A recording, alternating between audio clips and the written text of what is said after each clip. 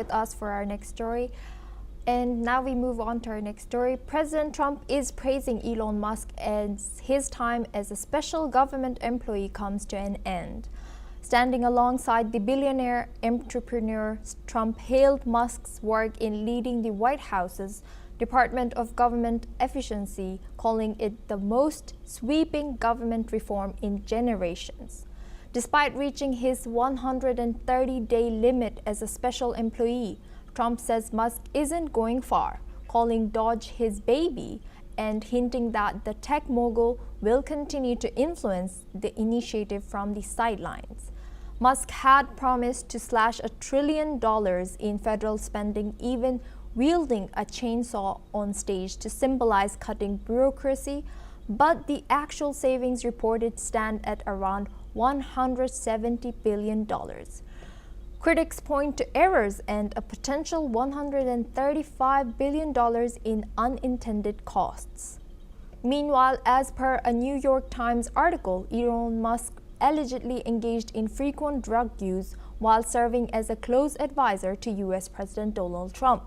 The report claims that Musk regularly took ketamine to the extent that it caused bladder problems and traveled with an estimated 20 pills daily.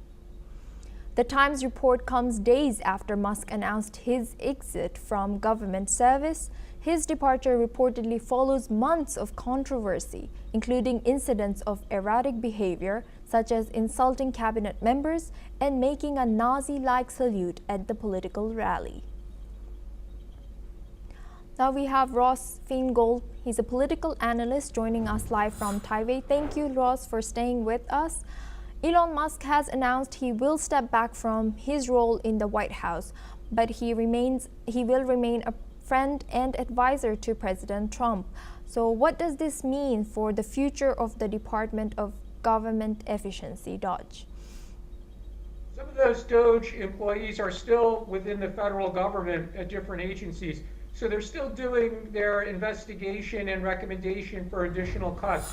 So I think we should be prepared to see additional cuts in the near term, as long as there's still DOGE employees working at various government agencies and looking at their operations and their expenses and their staffing levels. So DOGE is not going away, even if Elon Musk has ended his time as a special government employee. And frankly, I think President Trump is still very eager to see DOGE continue doing its work. He just loves the idea of announcing significant cuts in government spending or the shrinking of government departments. And building on that, Musk led a cost-cutting drive that aimed to save trillions by cutting government waste. How successful has this initiative been so far, according to you? I think it's too early to tell. You just mentioned approximately $170 billion in cuts, but there was estimates of $135 billion in additional expenses when you have to factor in the cost of closing down government agencies, the cost of ending or terminating contracts early, and of course the severance payments to employees who've been put out of their jobs.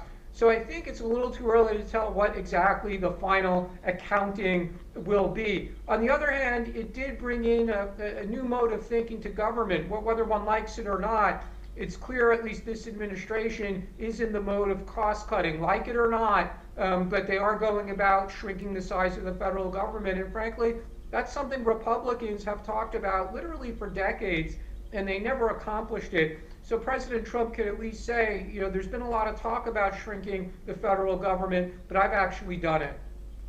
And building on that point, under Musk's leadership, the DOGE department cut billions from government spending, including foreign aid. What impacts have these cuts had, according to recent studies? That's a great question, and I think it's also too early to tell. One of the main reasons it's too early to tell, traditionally we looked at foreign aid as not just a good thing to do as a wealthy country for poorer countries, but in more recent years it's become all about competing with China for influence in places like South America, Central America, Africa, and in the Pacific Island countries. And we have to see what's going to play out if the United States is not providing the same amount of aid, whether that's healthcare aid or agricultural training or other kinds of technical missions, is China going to move in and expand its influence in other parts of the world? I think that's something that scholars and experts are going to be looking at going forward. We simply don't know the answer today. And you've also kind of touched on, but President Trump praised Musk for his efforts and said he expects Musk to continue playing a role in his administration. How likely is it that Musk will remain involved in policy decisions?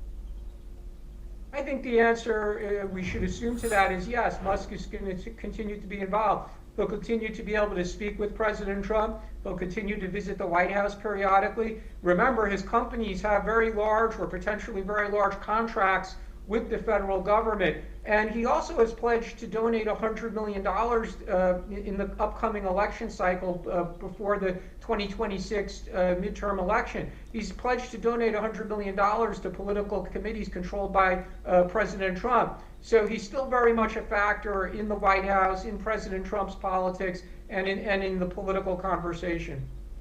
And last but not least, switching gears here, there have been reports linking Musk to drug use during the 2024 campaign as well as recently. What can you tell us about it?